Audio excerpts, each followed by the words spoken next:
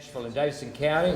Glad to see on this nice hot day, good representation of our board.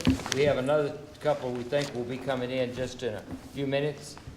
First order of business, would ask our legal counsel Jenny to read the code.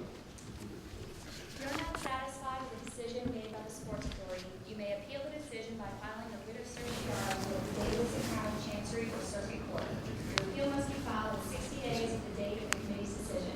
You're advised to seek independent advice of legal counsel to ensure that your appeal is filed in a timely manner and all procedural requirements have been satisfied. Thank you, Jenny.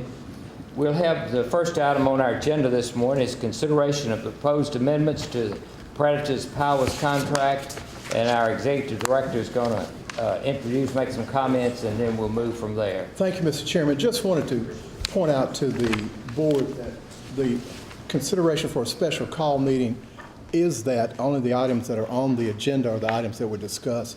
The same will be true today. You realize that we had a session earlier with expert counsel to describe the intricacies of the changes in the lease that are being proposed.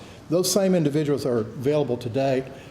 They have offered to whatever detail the board desires, talk about those changes. And then lastly, I wanted to point out that we're asking the board to approve the fiscal year 12 audit engagement letters. That's the annual activity that the board goes through to make sure that it is meeting its fiscal obligations and following the financials at the Bridgestone Arena. Okay, coming back to the agreement, the proposed amendment, we have Rich here and we have Saul, our legal counsel director from the city, and they'll go into as much detail as we need. You have been given copies or the complete document with marked changes. You have been given amended and restated sheets that are about 2 or 3 pages that show the changes that have been made, and you've had an opportunity to look at those. And many of you did attend the session. It was joint with the Metro Council, and you were able to ask a lot of questions there and so forth. Let me ask those that did not do that, or any of you who did it, if you wanted again, our legal counsel and our finance people are here willing and ready and able this Friday morning if someone wants that done.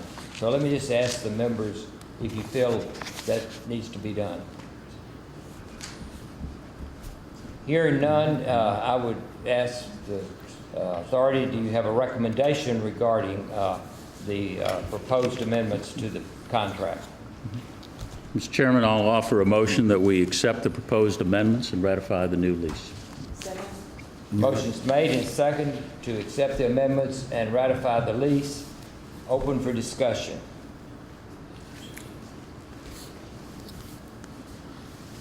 Hearing none, I would, yes. Excuse me, but there have been in the signature documents that we have for today about 5 one-line changes in the documents that I would like to be circulated so that the documents that were approved would include these little tweaks that have been done in the last weeks that you saw the document.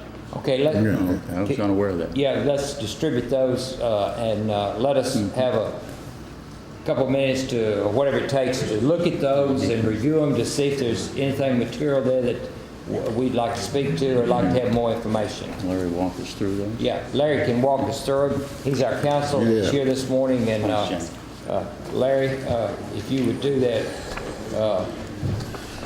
that would be great.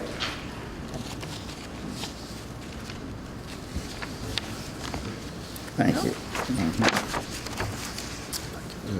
There are a total of 7 changes that have been made, and I will put them over there in your sheet there. With regard to the license use agreement, that's the agreement between the Sports Authority and the team.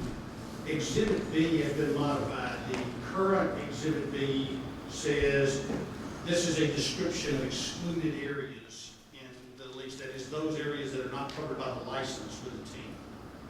And in the current document, it always said there is a diagram on file at the Metropolitan Clerk's office that contains this information. Nobody has ever been able to locate that information, at least in the last 6 years or so that I've been working on this. And like Terry Costones has done an exhaustive search and inquiry of everybody to try to figure out what that is. We have changed that provision just to say that there are no excluded areas and that the license covers the arena as it is here, with the exception of the reserved areas. The reserved areas are the Register of Deeds office, the police station, the tower, the Hall of Fame, those things are outside. Those are still excluded, but there's no other place that's excluded, so you'll see that change. Exhibit C to that license use agreement has been modified.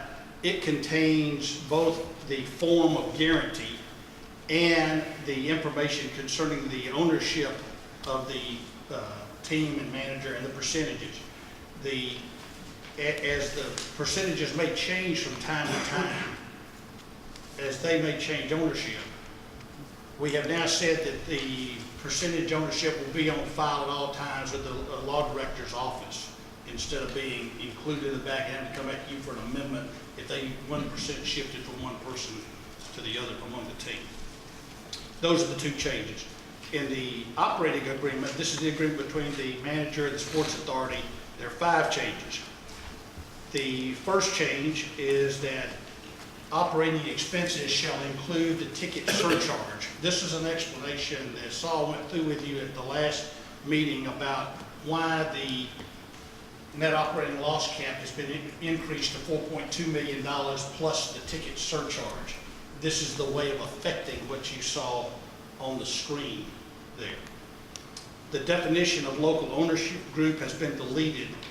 We found as we redid the documents, and we just call people local guarantors now, we do that consistently throughout the document, and this was an extraneous definition that we've taken out. Item 3, there's a change in 3.5.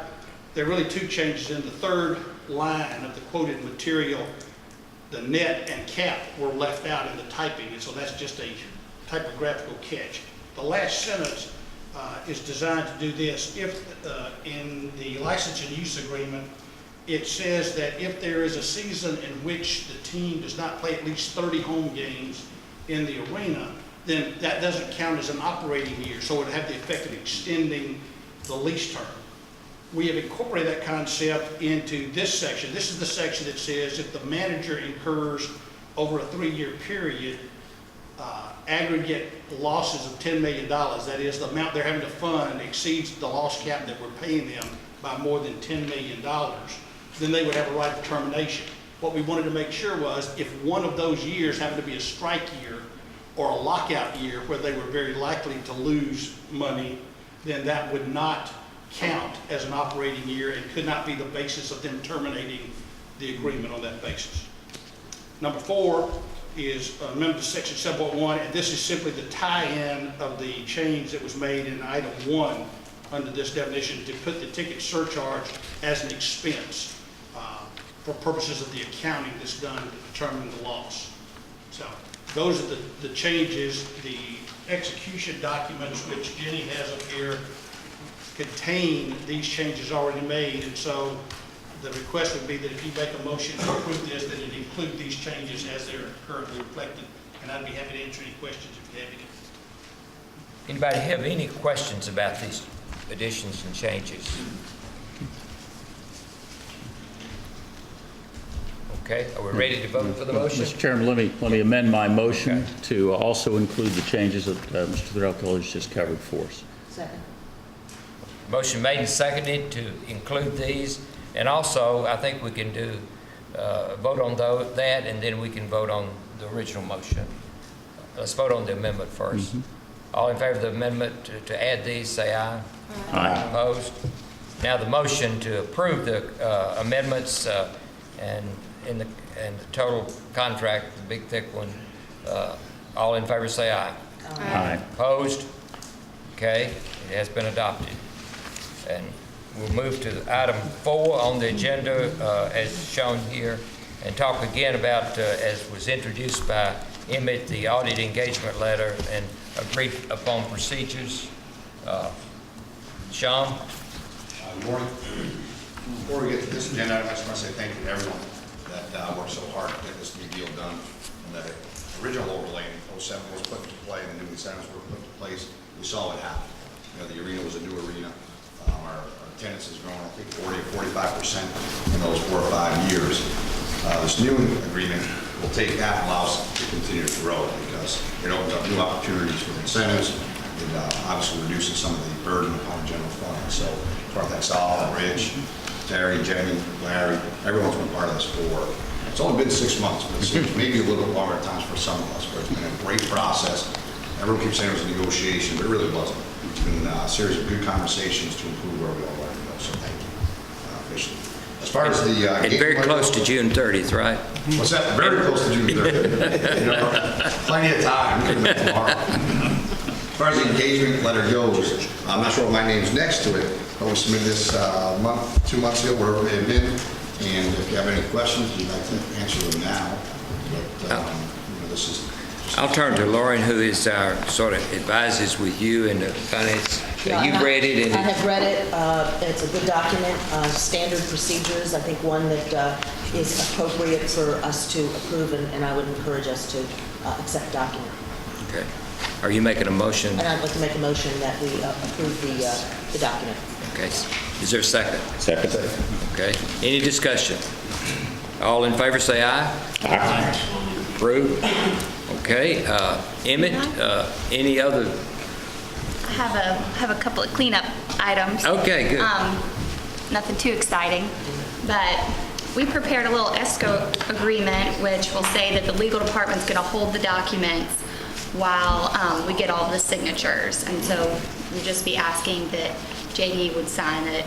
After he signs his copy, the legal department will hold on to it. Nothing exciting there. And while we're obtaining all of the signatures, we'll also have you sign, just same thing you've signed before, the agreement extending the deadline so that while the documents are held in escrow, the deadline, we haven't waived the deadline. Do you all know what I'm talking about? That? Okay. Okay. We need to approve that in the form of a motion then. Sure. Okay. Move approval. Second. All in discussion? All in favor, say aye. Aye. Okay. Thanks. Anything else, Jim? Nope. Emmett? Mr. Chairman, I think we completed the agenda. Okay. I will just say that Emmett has been very helpful through all this process as our executive director, keeping us informed and providing what he could in the way of materials and so forth. And Emmett, we appreciate you, and we appreciate what you've done to make our job, to facilitate our job and make it a little easier. Thank you. And also the legal and finance departments of the city, we appreciate how you've worked with us on this. Thank you very much. And then to our members, I'm glad to see all of you this morning, and I just hope you have a happy and great celebration on the 4th of July. Just don't throw any matches down or anything. The meeting is adjourned. Okay.